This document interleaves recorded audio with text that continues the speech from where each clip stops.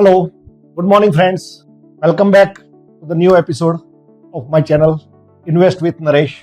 मेरा नाम नरेश देसाई है।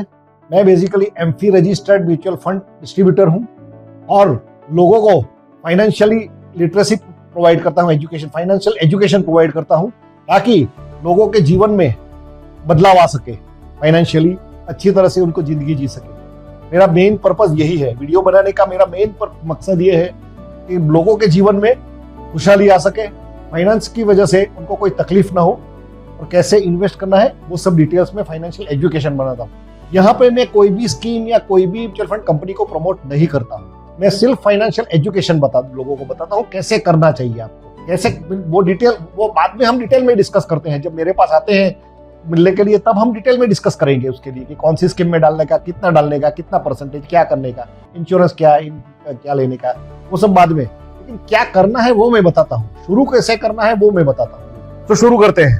तो बेसिकली लोगों को म्यूचुअल फंड के बारे में अभी भी इंडिया में मैं एक म्यूचुअल फंड का मैं बता देता हूँ ओवरऑल वर्ल्ड का पर्सपेक्टिव क्या है। यूएसए में शायद 80 सालों से चल रहा है, कनाडा में भी शायद 75 सालों से चल रहा है, ऑस्ट्रेलिया में भी मोर देन 100 ईयर्स है। ऑस्ट्रेलिया, यूके देखो, न्यूजीलैंड देखो, कोई भी कंट्री देखो, वहां पे करीब 80-100 सालों से ये चल रहा है म्यूचुअल फंड।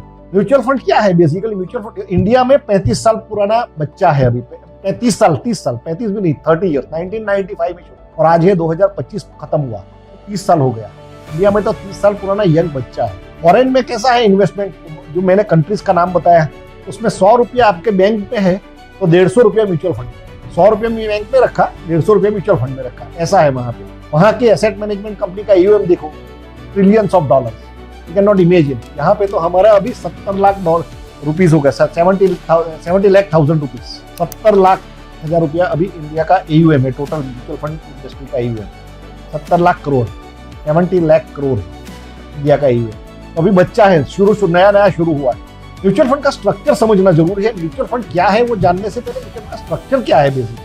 मेरे को म्यूचुअल फंड शुरू करना है, मैं नरेश देसाई हूं, मेरे को म्यूचुअल फंड शुरू करना है, मैं सेबी के पास जाऊंगा। म्यूचुअल फंड का कंट्रोल कौन करता है? रेगुलेटर कौन है? सेबी है।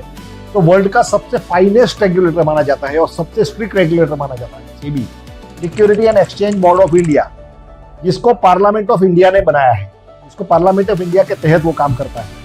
सेबी क्या करती है? मैं सेबी के पास जाऊंगा, मेरे को म्यूचुअल फंड करना है, मैं स्पॉन्सर हो गया, आई बिकम स्पॉन्सर।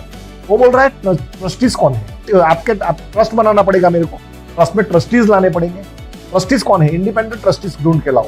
मेरे को इंडिपेंडेंट ट्रस्टीज जो काफी ये फाइनेंस इंडस्ट्री में काफी सालों से काम करते होने चाहिए, 20-25 साल का उनका एक्सपीरियंस होना चाहिए, उनका नाम देना पड़ेगा। सेबी उनका बैकग्राउंड चेक करेगी, तब जाके अप्रूवल मिलेगा। हाँ ठीक है, आप अभी ट्रस्ट फॉर्म कर सकते हो, आप स्पॉन्सर हो, ट्रस्टी हो गया। अभी एसेट मैनेजमेंट कंपनी का नाम क्या होगा? मेरे को एक नाम देना पड़ेगा, ये मेरा एसेट मैनेजमेंट कंपनी है, ठीक है। उसमें CEO कौन होगा? उसका फंड मैनेजर कौन होगा? मेरे को फंड मैनेजर लाके ढूंढना पड़ेगा। तो भैया फंड मैनेजर जिसको भी एक्सपीरियंस होगा, 10-15 साल 20 साल का एक्सपीरियंस होना चाहिए उसको भी, उसको मैं लाऊंगा। जो पैसा कौन मैनेज करेगा? ये, ठीक है, हो गया।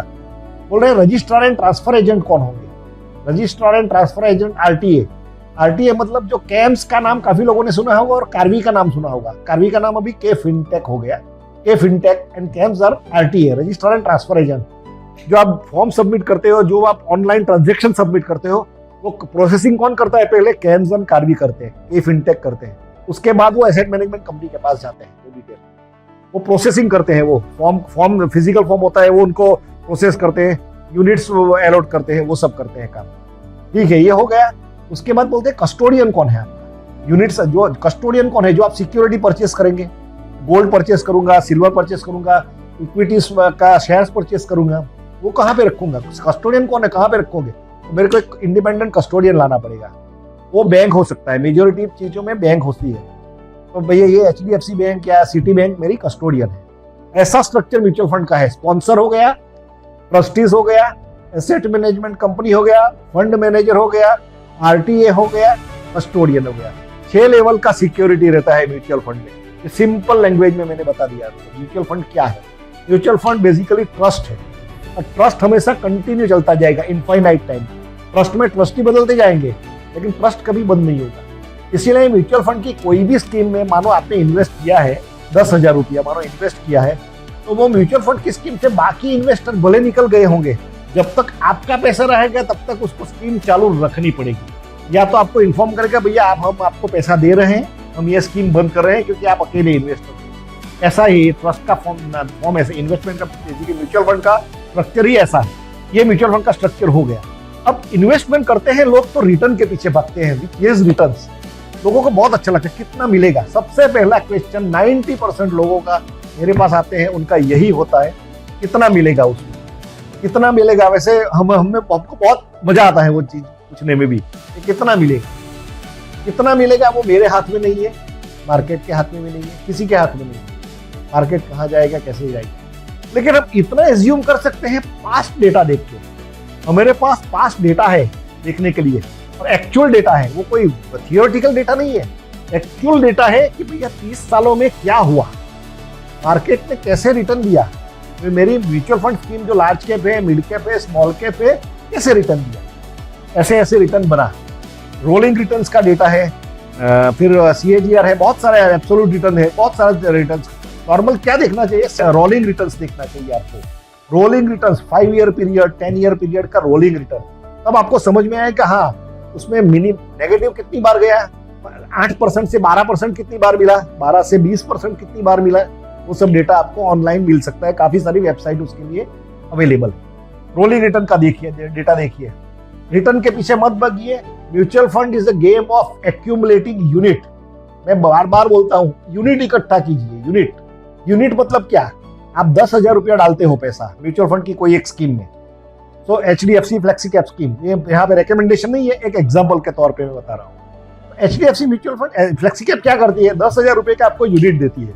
मानो उसकी NAV 10 रुपया है, तो आपने 10,000 रुपया दिया, 10,000 डिवाइडेड बाई 10 कितना हुआ, 1000 यूनिट्स आपको एलोट कर, 1000 यूनिट आया। आपका स्टेटमेंट देखिएगा आप अपने म्यूचुअल फंड का, यूनिट्स लिखे होंगे कि नहीं। एक कॉलम होगा नंबर ऑफ यूनिट्स, एक अमाउंट होगा, एक NAV होगा, एक नंबर ऑफ यूनिट्स होगा, एक वैल्यू होगा। उसमें सबसे important column number of units है। नंबर ऑफ यूनिट्स कभी भी कम नहीं होंगे जब तक आप विड्रॉ नहीं करेंगे। यूनिट्स तभी कम होता है जब आप पैसा विड्रॉ करते हैं, वरना यूनिट बढ़ता ही जाता है। SIP में हर महीने यूनिट बढ़ता है, लमसम में एक साथ आता है यूनिट, और वो यूनिट सेम रहता है। जब आप उसमें एडिशनल पैसा डालते हो तो और इंक्रीज होता है। तो mutual fund is a game of accumulating unit. बार बार मैं बोल रहा हूँ, मानो एक एग्जांपल के तौर पे दे रहा हूँ, आपको कितना यूनिट इकट्ठा करना चाहिए उसके ऊपर मैं आता हूँ। किसी स्कीम की NAV 20 रुपया है मानो, तो स्कीम की एवरेज NAV बोलता बताओ, वो तो बढ़ता रहता है चलता। वो स्कीम की NAV में आप 50,000 यूनिट तक इकट्ठा कीजिए। 50,000 यूनिट जब तक नहीं हो जाए तब तक वही स्कीम में इन्वेस्ट करते रहिए। आपने मानो कोई 20 रुपए की स्कीम वाली में डाला पैसा, इसका मैं एग्जांपल दे रहा हूँ।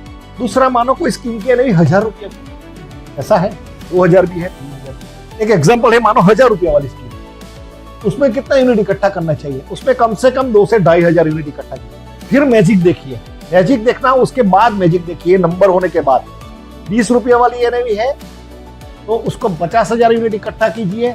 1,000 रुपया वाली NAV की स्कीम है, उसमें 2 से 2,500 यूनिट इकट्ठा कीजिए। उसके बाद मैजिक देखिए, you'll be surprised to see your wealth, कितना पैसा बनेगा। Mutual fund is a game of unit accumulating. Return के पीछे मत भागिए, रिटर्न आपके हाथ में, ना तो आपके हाथ में है ना तो मेरे हाथ में, किसी के हाथ में नहीं है। रिटर्न जो मार्केट इकोनॉमी प्रोवाइड करेगी उसके हिसाब से देंगे। अब लोग बोलते हैं आगे जाके मेरे को रिटर्न मिलेगा, इसका गारंटी क्या है, इसका प्रोबेबिलिटी कितना है। Mutual fund is not a game of guarantee certainty, mutual fund is a game of probability. Probability क्या है, तो उसके लिए मैं एक एग्जांपल देता हूँ।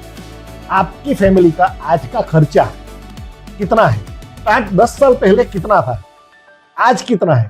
मानो 10 साल पहले 10,000 रुपया था, आज वो खर्चा बढ़ के 25,000 हो गया।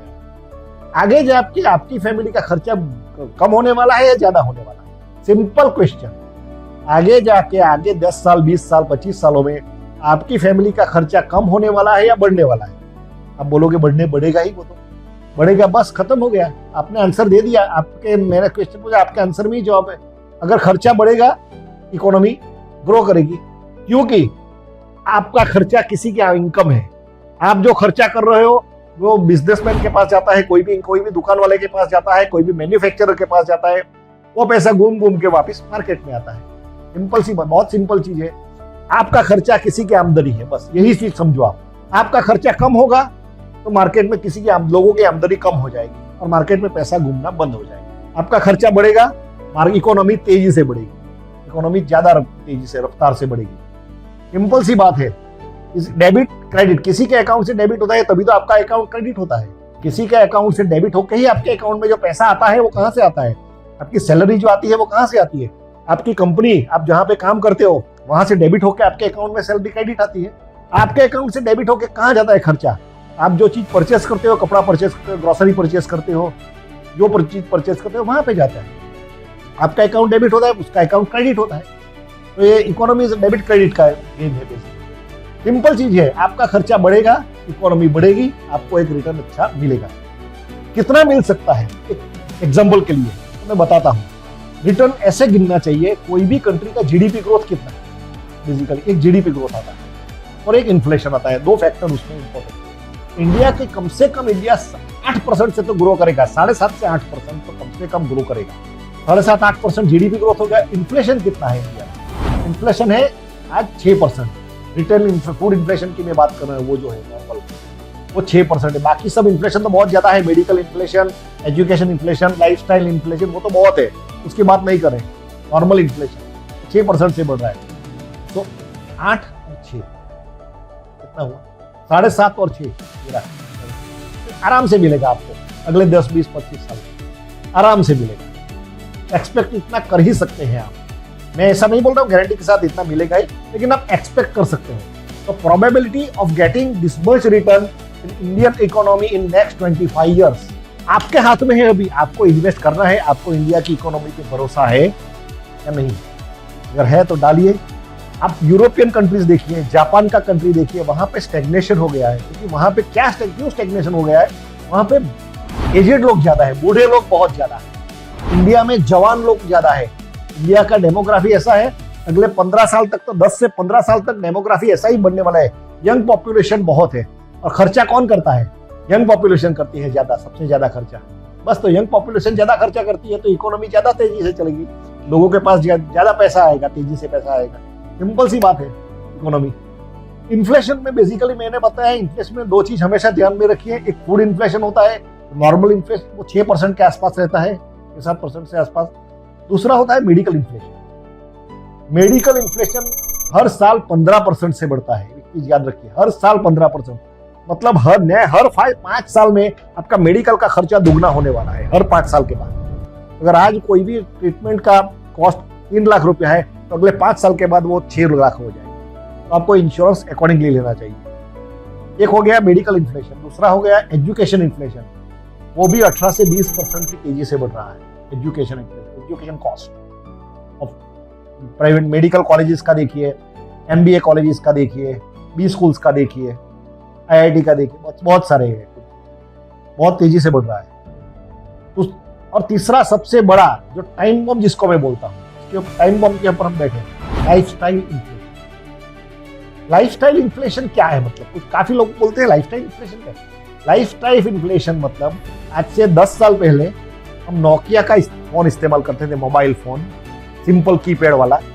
आज हमारे घर में सभी के पास कम से कम 2-2 मोबाइल होंगे और एक घर में 4 मेंबर होंगे तो कम से कम 5-6 मोबाइल होंगे और वो भी स्मार्टफोन होंगे, हो सकता है आईफोन होंगे। तो वो ये लाइफस्टाइल इन्फ्लेशन हो गया। पहले हमको कीपैड मोबाइल से चलता था, पहले हम ब्लैक एंड व्हाइट टीवी से चलाते थे, आज हम कलर टीवी। वो लाइफस्टाइल इन्फ्लेशन हो गया। पहले हम नॉर्मल जूते चलाते थे, जो हमारा लोकल हमारा जो बैठता है आदमी वो बना के देता था जूते के शूज वाला। आज हम ब्रांडेड शूज चाहिए, हमको नाइकी के शूज चाहिए 6,000, 10,000, 15,000 वाले। तो ये ब्रांडेड चीजें जो आने लगी वो लाइफस्टाइल इन्फ्लेशन है। और वो बहुत, उसका परसेंटेज 500%, 1000% से बढ़ रहा है। उसका प्राइसेस देखिए हर साल बढ़ता जाता है। वो सबसे बड़ा टाइम बम है। लाइफस्टाइल इन्फ्लेशन ही आपका काफी सारा पैसा खर्चा उसमें हो जाता है, फिर मंथ एंड में प्रॉब्लम हो जाती है, कहाँ गया पैसा? वो लाइफस्टाइल इन्फ्लेशन में आ गया। कार, पहले मारुति कार चलाते थे, 3 लाख 4 लाख की कार आ जाती, 5 लाख के अंदर कार आ जाती थी। आज 10-15 लाख 20 लाख की कार कम से कम होती है, 8-10 लाख की तो कम से कम हो गई है छोटी कार भी। वो लाइफस्टाइल इन्फ्लेशन है बेसिकली। तो लाइफस्टाइल इन्फ्लेशन को मेंटेन करने के लिए भी आपको इन्वेस्टमेंट बढ़ाना पड़ेगा। काफी लोग क्या करते हैं, मैंने आज 10,000 का SIP शुरू किया ना, अगले 5 साल के बाद भी देखोगे ना उसका 10,000 ही होगा, 10 साल के बाद भी 10,000 ही होगा, वो बढ़ाते ही नहीं। हर साल आपका जैसे इनकम बढ़ता है, कम से कम 10% 15% से टॉपअप कीजिए इन्वेस्टमेंट को भी, इन्वेस्टमेंट भी बढ़ाइए। आपका इनकम बढ़ रहा है तो इन्वेस्टमेंट बढ़ाइए, ऑटोमेटिक आपके पास काफी अच्छा पैसा बनेगा। आपने जो गोल रखा था शुरू में उससे भी काफी अच्छा पैसा बनेगा, तो आपके लिए अच्छा है बेसिकली। सो इन्वेस्टमेंट टॉपअप भी कीजिए हर साल, क्योंकि लाइफस्टाइल को आपको मेंटेन करना है आगे जाके, इसीलिए मैं बोल रहा हूं। आपकी लाइफस्टाइल मेंटेन होगी तो टॉपअप इन्वेस्टमेंट से ही होगी। टॉपअप इन्वेस्टमेंट में काफी अच्छा पैसा बनेगा आपका। सो आज के लिए इतना ही, नेक्स्ट वीडियो में वापस मिलेंगे हम कुछ नई बातें लेके, नई चीजें लेके आपके इन्फॉर्मेशन के लिए। Thank you.